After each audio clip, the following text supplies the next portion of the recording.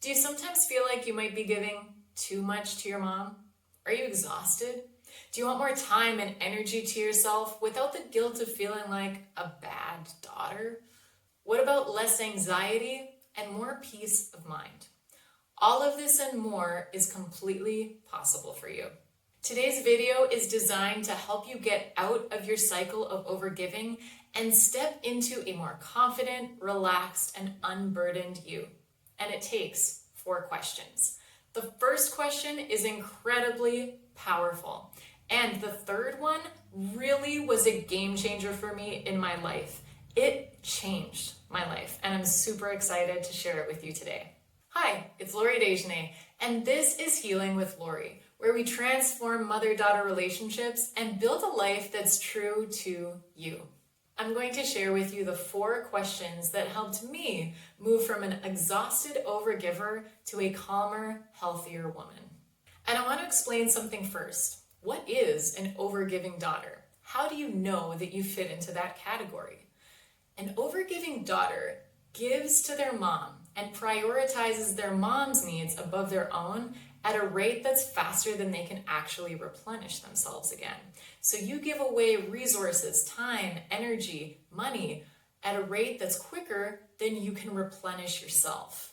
So if you're really tired after a busy day and your mom calls, instead of saying, "Hey mom, this isn't a good time for me, I'll call you back tomorrow," an overgiving daughter will stay on the phone for the next hour and a half, put her own need to rest on hold, and prioritize her mom's conversation about her new china she just bought or the issues she's having with her sister.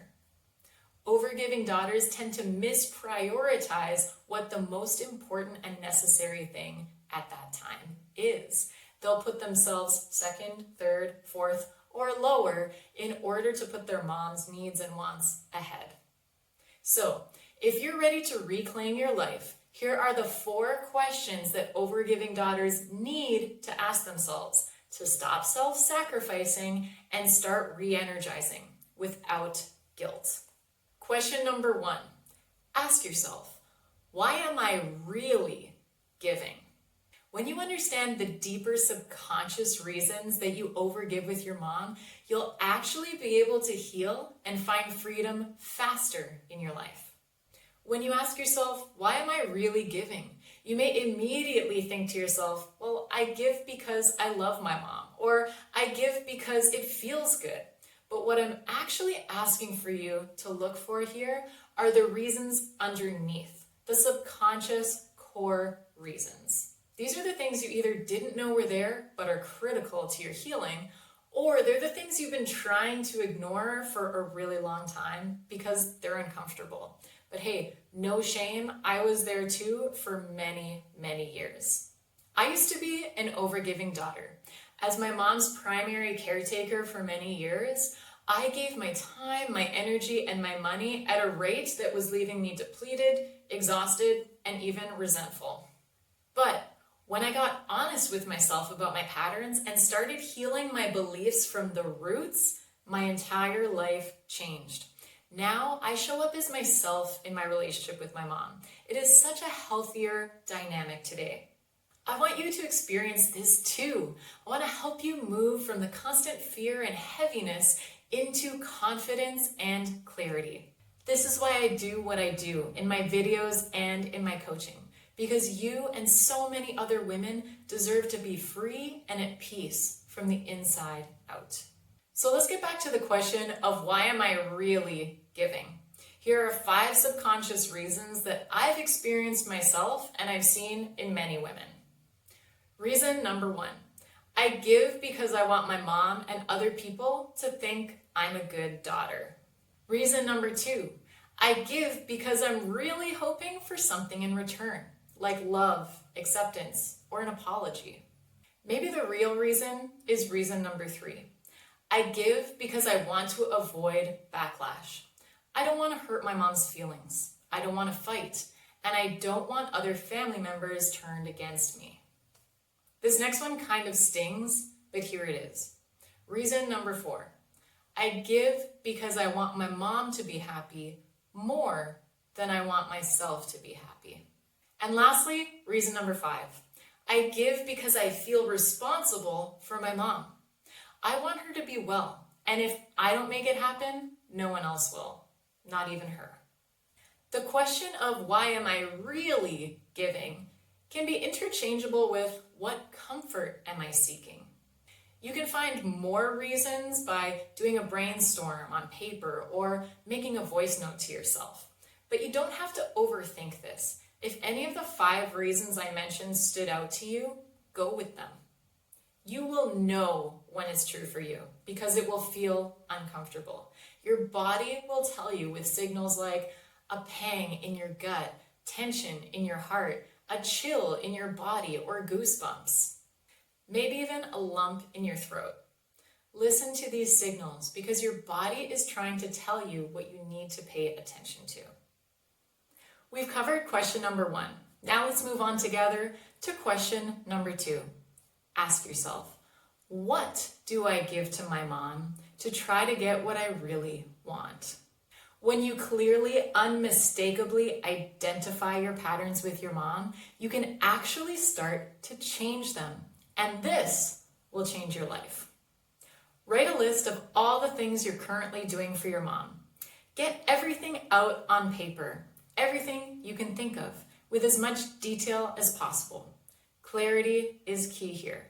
Here are 5 examples of things that you might be giving to your mom. Example 1, I give my mom a ride to her doctor's appointments. Example 2, I give my mom my time when I visit her every weekend. Example 3, I give my mom my energy when I listen to her talk about her marriage issues. Example 4, I give my mom really thoughtful gifts on her birthday. Example 5, I give my mom money for her living expenses every month. Small offerings, big offerings, things you enjoy doing and things you don't enjoy. All of them are relevant here, so write them down. Let's move on together to question number 3. Is what I'm doing working?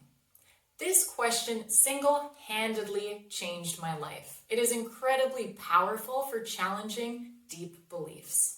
You're going to take your answers from questions 1 and 2 and see if they make sense together.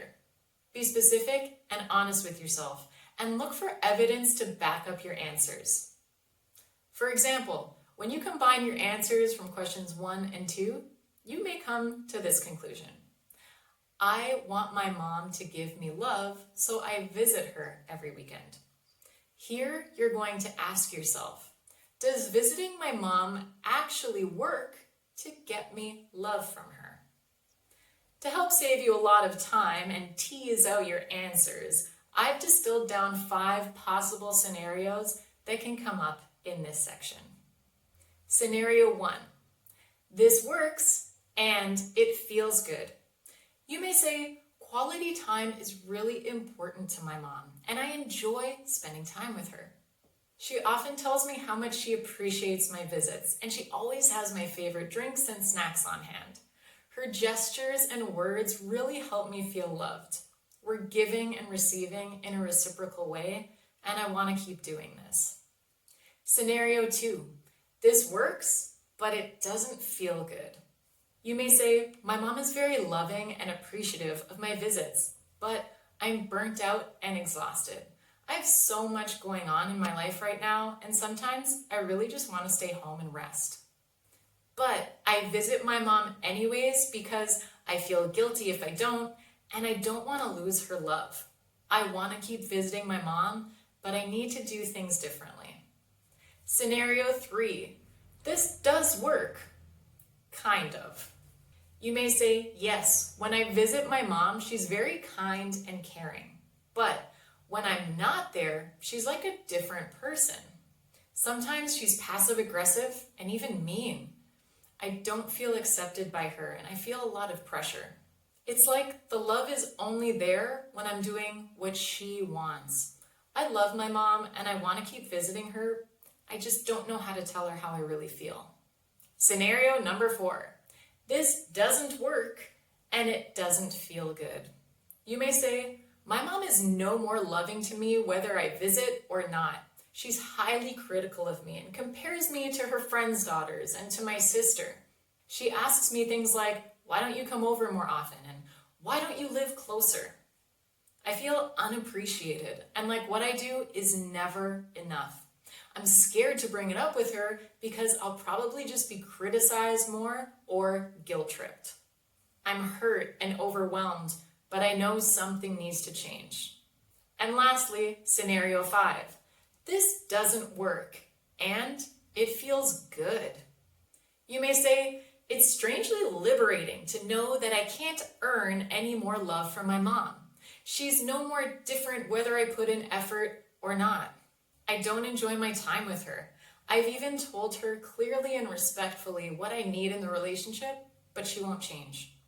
I see the light, and I'm relieved I don't have to keep showing up only to be hurt and disappointed.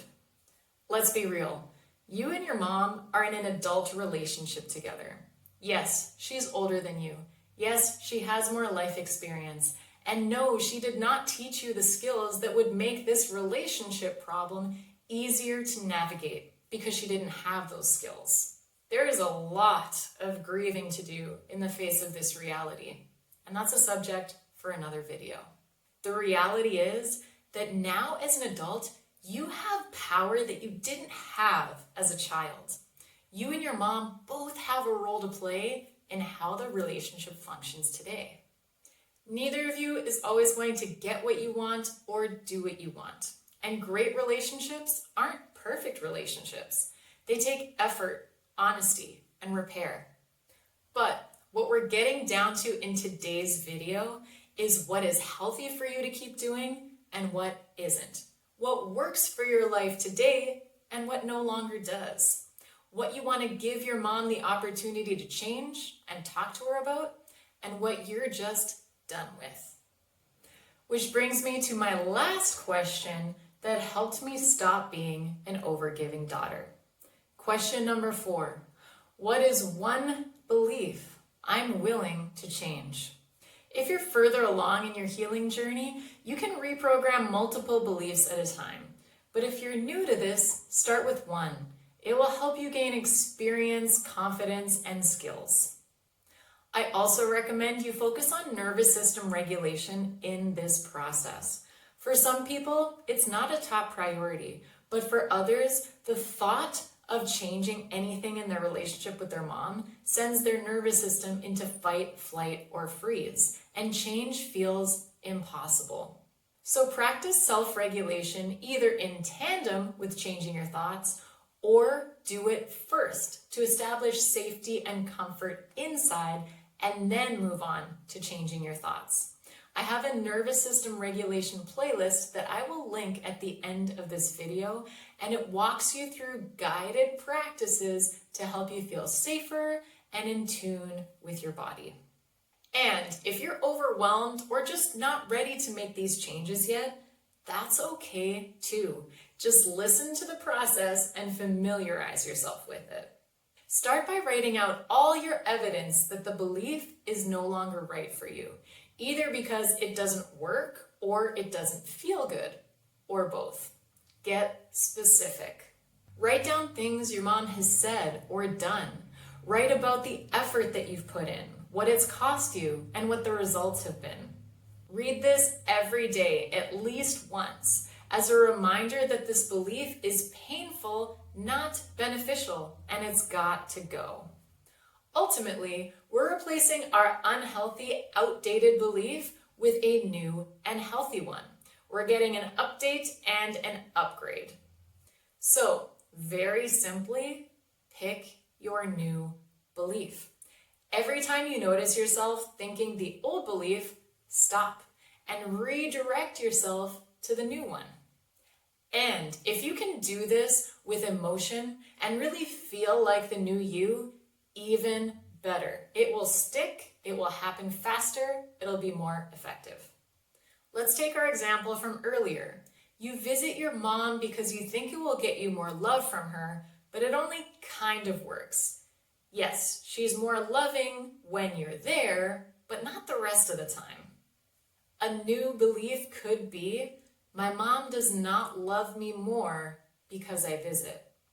Or I only visit my mom now when it's right for me.